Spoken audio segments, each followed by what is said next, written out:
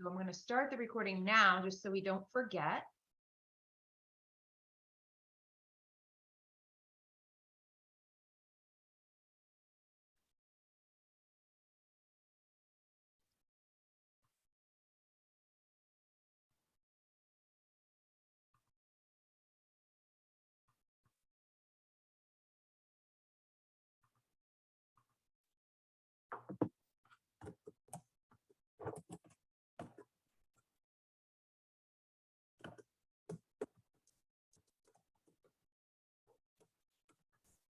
If anybody's having any trouble with connecting, please let me know.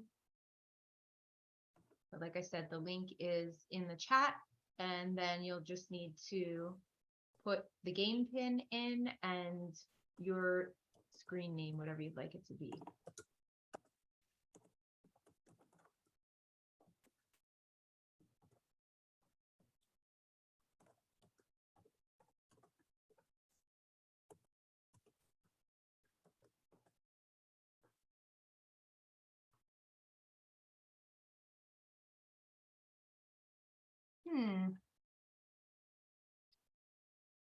Um,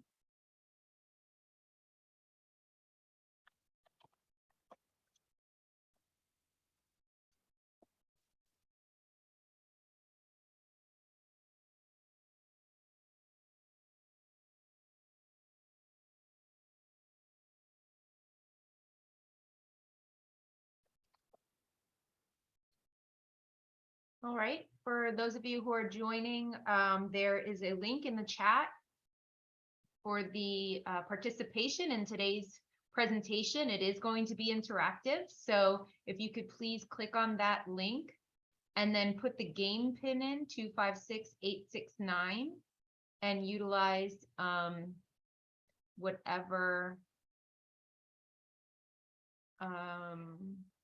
name that you'd like.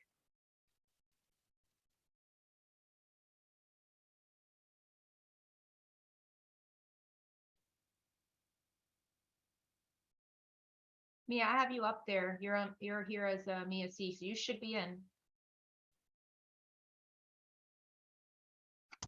Great. It just doesn't ask me for the pin anywhere. Oh, because I'm sorry, when you click directly on the link, it brings you right to the game, I think. Oh, okay, perfect. Sorry about that.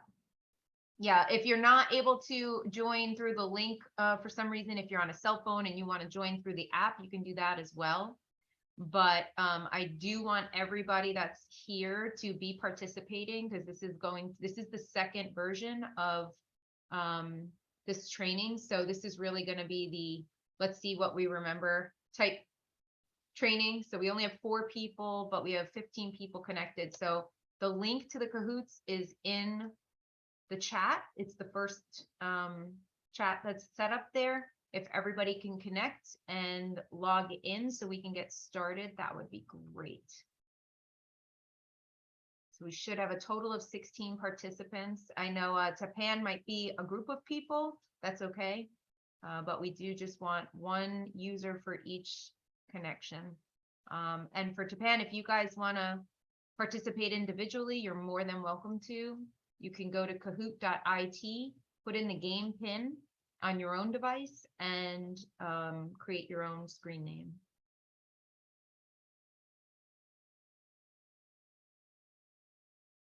Holly, just and it's the first chat. You just gotta scroll up, but I'll put it back in.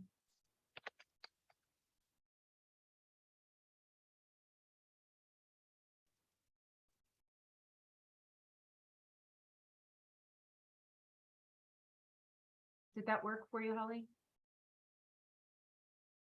Yep, perfect.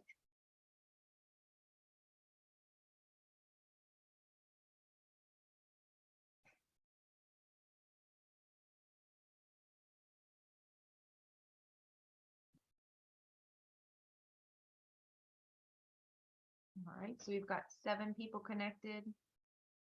Need 9 more. Oh, there we go.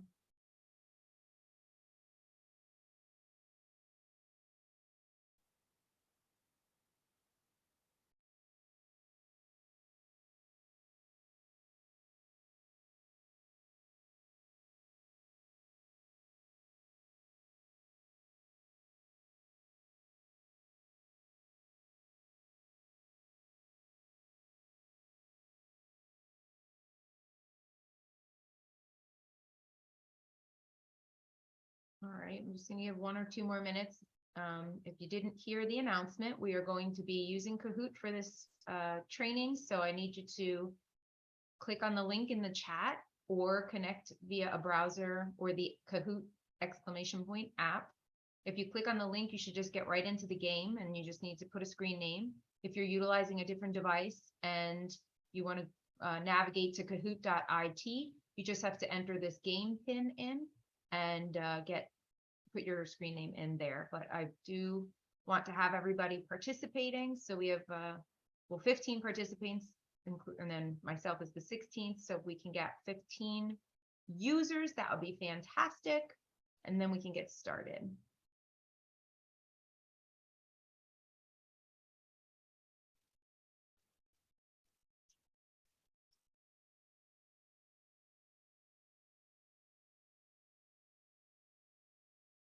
If anybody's having any problems, you can unmute or put it in the chat. Let me know.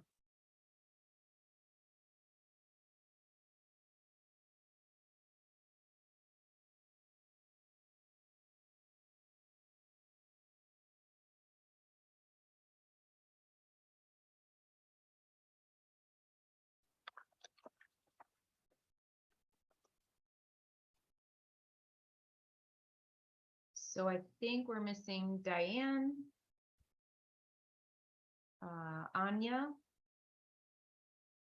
Who else?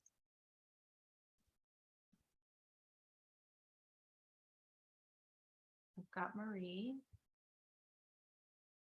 Oh, you know what? Marianne's in here twice somehow, so we'll need 14 people. So Marianne and Anya. Yep, we've got Anya. Great. Got Sean.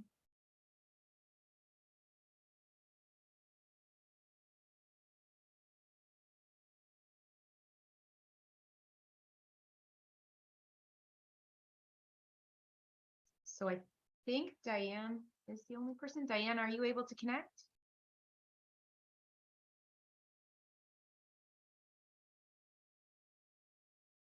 All right, well, hopefully she'll be able to connect. I do want to get started because we're going to run out of time. So we've got 12 people logged in.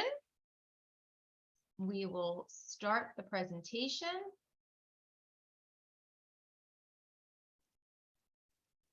All right, so I'd like to welcome everybody back. This is the second edition of the cybersecurity language training that RCLS is putting on. The first session was really informational and educational, and this session is to talk more about what we've learned and kind of a refresher. So I will remind anybody who hasn't done this in person, my name is Antoinette King. I actually live in Bloomingburg. I am the founder of Credo Cyber Consulting. I've been in the security industry for 22 years. I actually started in physical security and migrated it as an adult learner into cybersecurity. I got my master's degree in Utica a couple of years ago. Been married for 22 years to my high school sweetheart. We have 2 children. And one is going back to Fordham. He's a sophomore in Fordham. The other one is going to be a junior in Pine Bush this year. So I am a local community member. My third fur baby there is Avery. He is a golden doodle. And so he's definitely the spoiled one out of the bunch. I think my husband actually loves him more than me, but that's okay. He's entitled. So we're going to start today with the word cloud. I would like to know, how is everyone feeling today? So basically what you just need to do is type in your answer as you're connected, and we will get a little word cloud popping up. I'm not sure if you all were able to be in person or watch the session originally. We started this last time. We've got a fine is anyone else able to connect and add their words?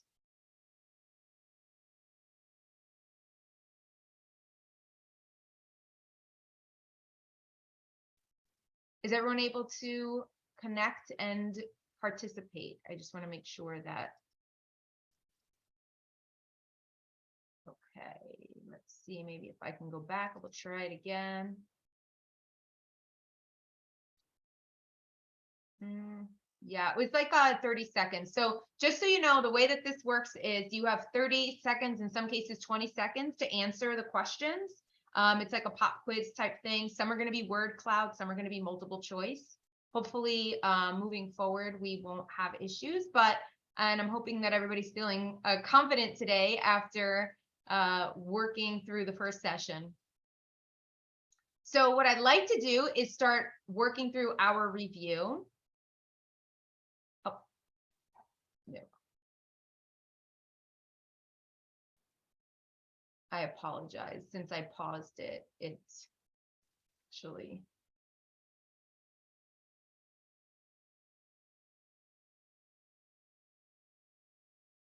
skipped one of the one of the slides. But you can go ahead and answer. Why is cybersecurity important to libraries?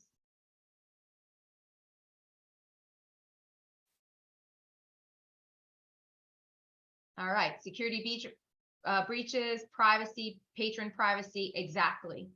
What we need to be concerned with as a library when it comes to data privacy is that we don't want information either through the systems that we use for finance or that we're holding any kind of patron private information. We want to make sure that that information is protected. But the other side to this is that we don't ever want there to be an interruption of services, because the library provides a lot of really great services for the community. And sometimes cybersecurity attacks are not necessarily data breaches or even exfiltration of data, but actually interruption of services. So we want to make sure that not only is the data available, but also it's protected. So if you took the training last time, what is the CIA Triad? So pick the correct answer, and the way it gets scored is how fast and how right you are. So if you could pick the right answer of these 4 answers, you have about 7 seconds.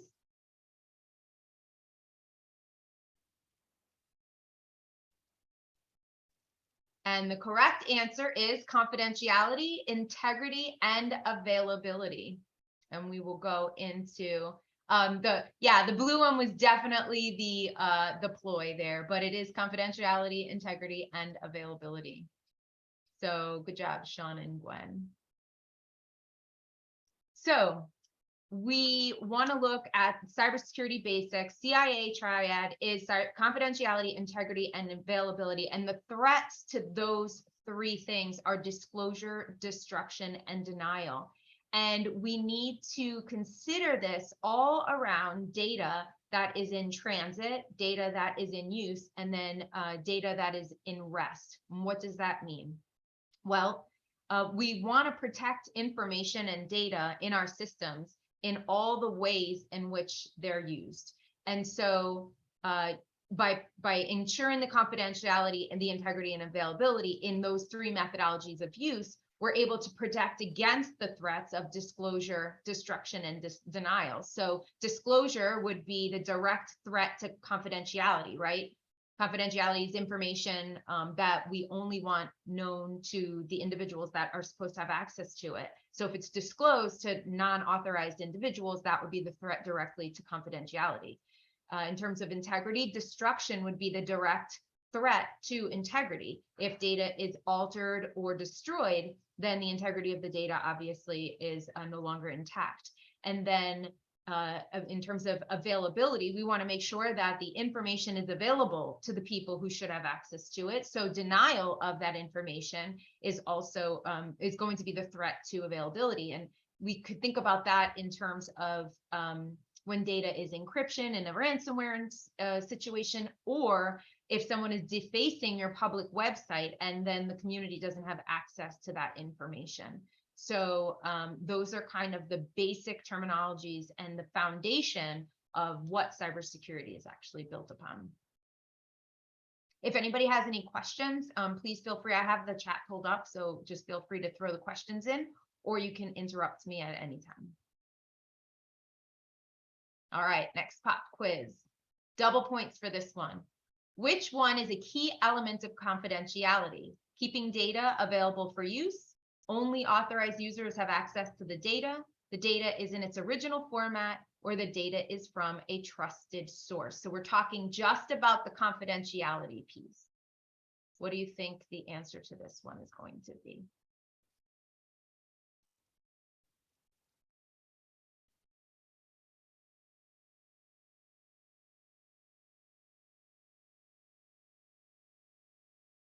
All right. That's awesome. So most everyone got it right. Only authorized users have access to data.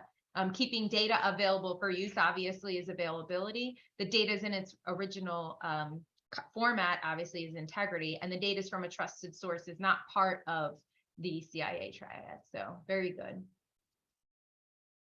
All right, let's see how everybody's doing. Sean and Gwen are still at top. We got Bob, Anya, and Holly coming in third, fourth, and fifth. True or false? Data destruction is a threat to integrity.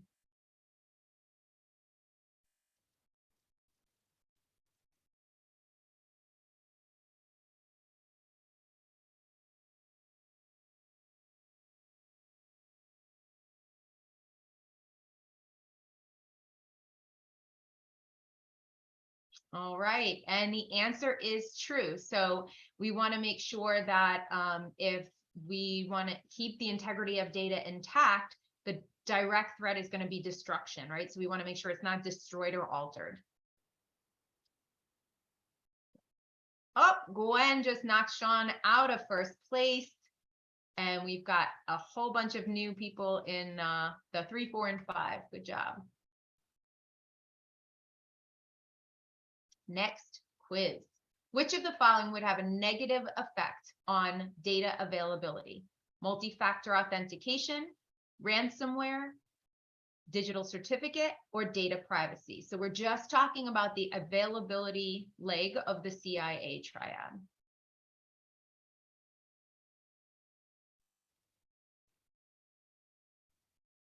Ransomware, very good. So when we want to, when we're thinking about data being available, and it's a negative effect. Ransomware is an environment where the data is hijacked basically and encrypted, and we are going to receive a threat from the threat actor that they want a ransom paid to get your data decrypted. In terms of multi-factor authentication, so multi-factor authentication doesn't necessarily have a negative effect on availability, but what it does do is add another layer of protection, but also a little bit of a layer of inconvenience, right? But it doesn't necessarily have a negative effect on data availability. So multi-factor authentication is when we log on to an account and it requires more than just your username and password. It requires another authentication factor. So it could be something you have, something you know, or something you are. Something you have would be like a token, for example. A lot of banks will use tokens where you hit the button and the token will come up with a random set of numbers. Or you can use an authentication generator, like the Google Authenticator has them, and Microsoft has an authentication generator, which will generate a code. Something you are would be a biometric, so facial recognition, thumbprint recognition, and then something you know would be a PIN or something like that. So those are the different types of factors. Let's see where we're at. So we got Gwen and Sean still in first and second. Then we've got Mia. I think that's Mary Ann, right? And nope. Who's MA? Oh, Marie Agneta. Okay, and then Anya. Good job. True or false? Cybersecurity is only concerned with data security.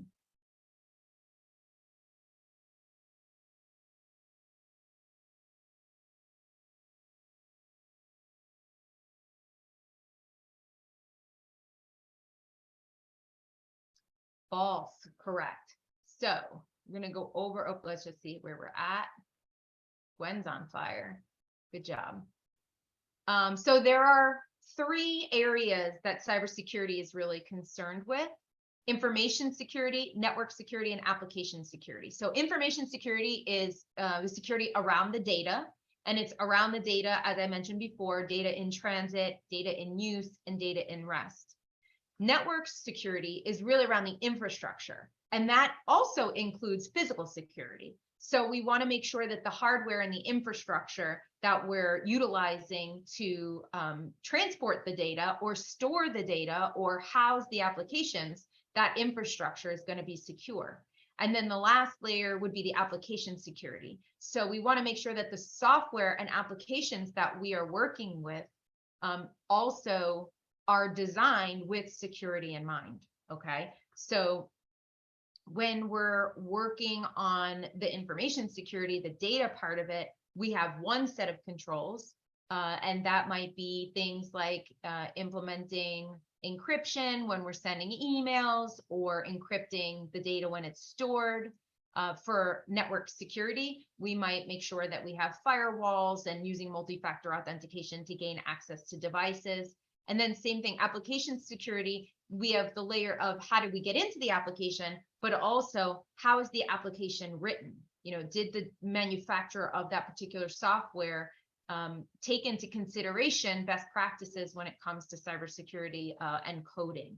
And so these are the main three areas that we want to think about when we think about security. So information security is the data piece, is what I think that the libraries themselves really need to be mindful of, as well as applications. The network security, RCLS, when, you know, if you use RCLS for your services, they're going to, you know, take care of a lot of that infrastructure stuff.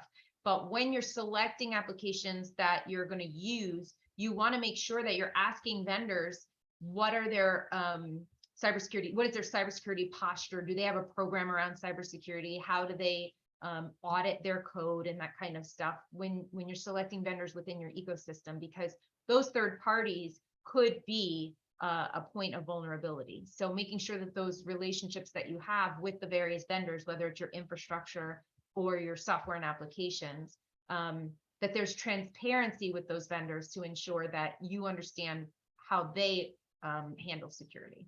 Does anybody have any questions about that? John, I don't know if there's anything you wanted to throw in. Not yet. Okay, perfect. All right. So the application of cybersecurity. So some of the things that we were just talking about in terms of the types of cybersecurity, application cybersecurity, we're talking about web application firewalls, for example, for your public facing website, making sure that you have antivirus and anti-malware on your internal devices. Do you have intrusion detection solutions, which would be perimeter detection on the network, making sure that if somebody is trying to access your network, that you have a software or a platform in place that'll notify you that there's some anomalies going on. And then, of course, cybersecurity awareness training, and that's the human element. And of all of these things, I think the human element is the most important piece to all of this, because you can spend tons and tons of money and resources on the controls, the technology controls, in order to protect your network. But at the end of the day, it's the person who accidentally clicks on a phishing email, or the person who accidentally falls for, you know, a Microsoft tech support scam where they call you and say that, oh, we've got a problem with one of your computers. Please click on, you know, give me your email and click on this link so we can get into your computer and fix it. Those are the biggest vulnerabilities, in my opinion. You know, when we think about how libraries are of service to the community and the openness and service to the community, sometimes it makes libraries and schools far more vulnerable than businesses, because in most cases, you know, you're not trying to exclude people from your facility or your programs. And so it's kind of anti to the culture of the libraries to kind of put up roadblocks in certain cases. And that culture of trust and community could make someone accidentally click on something or fall prey to one of these scams. So I just wrote a piece on securing houses of worship, and you know, I said houses of worship, schools, libraries, y'all have an environment of welcomeness, right? And you want people to come in and you want to be in service of others. But that doesn't mean that, being open and welcome, that you have to also be lackadaisical on security. And in my opinion, as part of community to service or service to community, security should be a piece of that. And so security training within your facilities for not only your employees, but also your volunteers and even your patrons is something to consider, because the more information and the more training that you can provide to the community, the safer those individuals will be. And it kind of, it grows, right? It's kind of a force multiplier. So as we talked about in the previous training, libraries are being targeted. And for all of the reasons that I mentioned earlier, libraries are considered a soft target. In most cases, library systems don't have the resources to have on staff cybersecurity and security IT professionals. And so if they don't have services like RCLS, they just become very vulnerable and have a lot of public facing computers that might not necessarily be protected, and also may be sitting on the same data network as the library systems.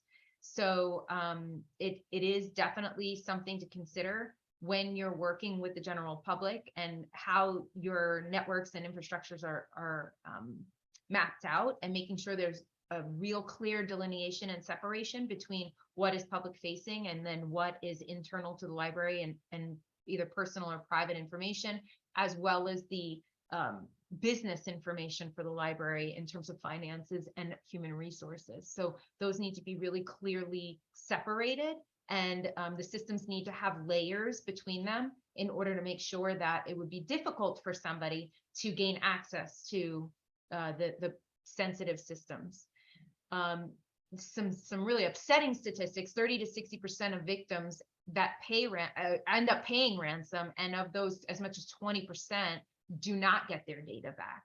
And what ends up happening is, if you are lucky enough to be underwritten for cybersecurity insurance, and you followed all of the prescriptive controls that the insurance company was requiring of you to actually be covered, which is a whole other topic we can sit and talk about for a long time.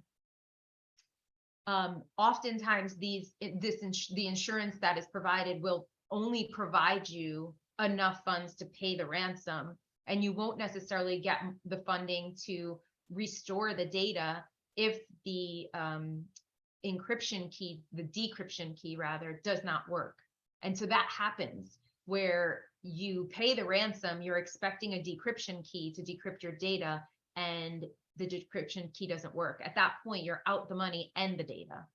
And then oftentimes there's a risk of reinfection rates, because the backups that the facility were holding were backing up the software, or malware rather, that was allowing the bad guys to get back in. So what happens? Maybe you don't pay the ransom and you say, nope, we're not paying you because we have sufficient backups. You go and restore the backups, and then the next day the same thing happens again, because the portal that they injected into your system is also in the backup. So understanding how you do your backups, making sure your backups are scanned the same way that your network is scanned, right? And then ensuring that your backups are working. So, doing the process of restoring backups to make sure that if you need them, they are actually not corrupted and they will work. Those are really good, important things to be thinking about when we're thinking about what happens if we are struck with ransomware. This is also really alarming, should be an alarming statistic. 94% of victims are running current antivirus software. What does that mean? Well, it means that most of the time, libraries are victimized through some sort of human error, whether it's an error in configuration, an error in emails, for example, clicking on something, or an error in credentials. Maybe somebody accidentally gave away their credentials, or were sharing credentials with somebody, or storing their credentials in an insecure manner. So as I mentioned earlier, utilizing all of the controls in the world still does not make you secure, because the people are going to be the ones that are going to be the biggest vulnerability. And then, of course, phishing is the most common attack vector. So just to kind of go over what phishing is type of email attack where an email comes across from what appears to be a valid sender with instructions to click on something, maybe, or open up an attachment, and a couple of things could happen. If you open the attachment, it could launch malware into the computer and instantly infect the device, and then also the devices on the network, depending on how the network's configured. The email could ask you to give instructions. For example, if you think it's coming from someone in the finance department, to pay a bill or wire money. And if you think that it looks legitimate, you might accidentally send money to a fictitious account. Or it could be something like, there's some suspicious activity in your Amazon account. Click on this link to reset your password. And then all of a sudden you're giving away credentials for your Amazon account or whatever account it is. And now the bad guy's able to get in that way. What's funny, or not funny, but interesting about that is, because people typically will reuse credentials, sometimes they'll ask you to just enter your credentials for your Amazon account, for example, and then try to use that username and password to brute force other common accounts. So it's really, really important to think about, if you're going to reuse a username and password for something, if that credential combination gets compromised and you're not utilizing multi-factor authentication, now you have to be concerned with all of the accounts that are utilizing that same combination of username and password. And it doesn't count if you use the same password and just change a few characters into exclamation points or percent signs or whatever, because they're astute to that, right? So if they have one set of usernames and passwords, they'll use all sorts of iterations of that password. It's unfortunate. Most websites and most applications use your email address as your username. I think it's a really poor practice on the part of the software and applications manufacturers, because usually you only have one email address that you're using for these things. So you're going to have your business email address for your business application. So all of the things that you're dealing with the library, you're going to have your RCLS email address. And then you're going to use your personal Gmail account or Yahoo or whatever it is that you use for your personal accounts. Well, what does that mean? That means that once your email address is known, email addresses are public information, you now have 50% of that credential combination is known by the bad guy. So now they just have to guess the password. So if your password's on the dark web from some other breach, maybe it wasn't even your fault. Maybe it was a data breach from a supplier or service provider. Now they can utilize that combination and try to brute force all of your accounts. So all of this is a really long-winded way to remind you that it's very, very important to utilize things like password vaults, so that you can generate unique username or at least unique passwords that are complex passwords, so that if one of your credential combinations is compromised, then not everything is at risk. And to add a second layer to that, utilizing password vault plus multi-factor authentication is now going to provide yet another layer of protection. And it may not be 100% secure. Nothing is 100% secure. But what I can promise you is the harder you make it for the bad guys to get into your network or into your phone or into your computer, the more likely they're going to move on to the next target. So I forget the terminology, but it's like when you're being chased by a bear, you don't have to be the fastest person. You just don't want to be the slowest. It's kind of the same situation. You don't necessarily need to be the most secure, but you want to be way more secure than the guy next door or woman next door, so that they're going to leave you alone and go to the softer target, we call that, right? So it's really just about building the layers and the mindset of being secure. Does anybody have any questions about this? or want to add anything or have any stories about that. All right. Pop quiz. Double points. What are some common cybersecurity threats to libraries? Ransomware, email compromise, phishing, or all of the above? Double points. Everybody better get this one right. Haha, awesome. Yes, all of these things, email compromise, ransomware, and phishing are the top 3 threats to libraries because of all of the reasons that I just mentioned. All right, so Gwen seems to be the fastest trigger in the East right now, with Sean at a close second. Next quiz. What are some ways in which we can protect our libraries? Share passwords and open all email attachments, use unknown USB drives and keep passwords in a Word document, click on links in emails because all links sent in email are secure, or use multi-factor authentication and inspect URLs before you click on them. Perfect. That's exactly right. We never want to share passwords and open email attachments that are unfamiliar. We do not want to click on links in emails because not all email links are secure.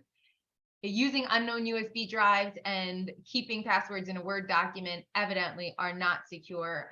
Specifically the USB drives, you know, as trustee for Mammocating Library, I always get cringy because, you know, we allow patrons to use their own USB drives if they have to print something or whatever. And so it's hard when you need to add that layer of protection, but you also need to have services available to people because those USB drives could be infected and you just don't know it. So just be mindful of that. And then of course, keeping passwords in a Word document. My husband used to do that and drove me nuts. So we definitely don't want to be doing that. All right, word cloud. What are some things that you will work on to improve cybersecurity at the library? You get 30 seconds. I really would like each person to just answer one thought of what you can do to bring back to your facility and hopefully be able to provide them with a little bit more of a secure environment. Got 10 seconds. Come on, we can do it.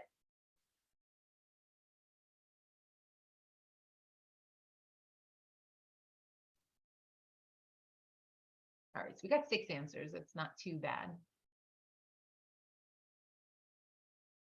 Better ransomware, maybe better protection against ransomware, disallowing USBs. Yeah, so again, you have to check with your library policy, but John, correct me if I'm wrong, but don't the machines have the ability, like after someone uses it, when they log off, to re-image? Yes, the public machines do have that ability that RCLS supports. It's called Reboot and Restore. Yeah. That's it. I mean, it erases the machine after the patron leaves it and sets it to restart. Okay, perfect. So that doesn't necessarily completely protect against some sort of malware being launched on an infected USB. But if you don't have that service, I highly recommend you using that service because it does mitigate a lot of the risk with having the general public utilizing your computers. You don't know what they're clicking on and that kind of stuff, checking their personal email. Staff awareness is so important. I'm in the middle of writing a book and it's a digital citizen's guide to cybersecurity. And it's basically how to stay safe and empowered online. And the most important thing for me in the tone of that book is that I don't want people to think that they can't be on social media, they can't do things, you know, that they're doing things wrong. I want to empower people to be able to navigate the digital life that we live, but be safe about it. And that is so important when it comes to the staff awareness. Things that they do in their personal life could affect the library. And we no longer have a delineation between what devices we use for personal and work related things. It's just kind of been accepted that it's bring your own device in some cases, working from home, doing remote meetings, handling remote, whatever, finances. So, and even email. So the staff awareness to me is like the #1 thing that you should be doing. And it shouldn't just be a one and done. There should be periodic, monthly, if not quarterly trainings that even if it's a 30-minute or once a day, a 30-second tip of the day. I think it's really important for the staff awareness. The password, more secure passwords, I couldn't agree more. There are a couple of really inexpensive tools. LastPass is one of them. 1Pass is another one. I happen to use LastPass, but it doesn't really matter in my opinion, as long as you're using something, but it's a password vault. You remember one password, and then it basically allows you to get a unique password, very secure password for every account. I think it's really important that you look into that. And then education, obviously, with the awareness, and staying informed, of course, is really important. I wanted to open up, so thank you all. I hope you had fun. So I think we can now go to the podium. I feel like Gwen took it all. So we've got Mia in third place. Congratulations. Sean second. And I believe, so Sean, you did get 7 out of 7. Gwen got 7 out of 7, but she was just a little bit faster in answering the questions. So I really, really appreciate that. I did want to open up the last 15 minutes to any kind of discussion that anybody has, questions. Dale's coming in, but I think he's a little bit late in the game. I wanted a little bit of dialogue from all of the attendees to find out, how you feel about, after doing this training, how do you feel about your facilities? What are things that, I can do to help you as part of the community? Any additional training anybody's looking for separate to your facilities? But I did want to kind of open it up to dialogue and feedback. So I'm going to stop sharing actually and see if anybody is brave enough to start the conversation.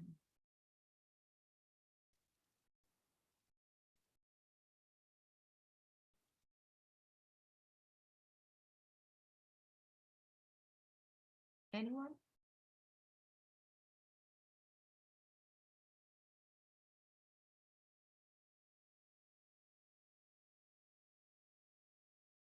All right. Well, I guess got a quiet group. Congratulations, Gwen, on winning the Cahoots. If nobody has any other questions or comments or feedback, this is concluding our second half of this. Oh, thank you, Chris. I appreciate it. Hey, listen, I'm going to put my email address in, by the way. If anybody ever needs anything, please feel free to shoot me an email. I am, I'm available. I work from home. Like I said, I'm in Bloomingburg. If anything ever happens, or even if you just have questions, by all means, please reach out. So I'll stay on just in case anybody has questions and were shy about asking it in the group, but y'all are free to go. And thank you so much. And hopefully we'll see you. The next group of trainings are going to be specific to cyber hygiene. And it's going to be, the actionable things that you can do on the daily to kind of just be more secure in your digital life. Thank you all.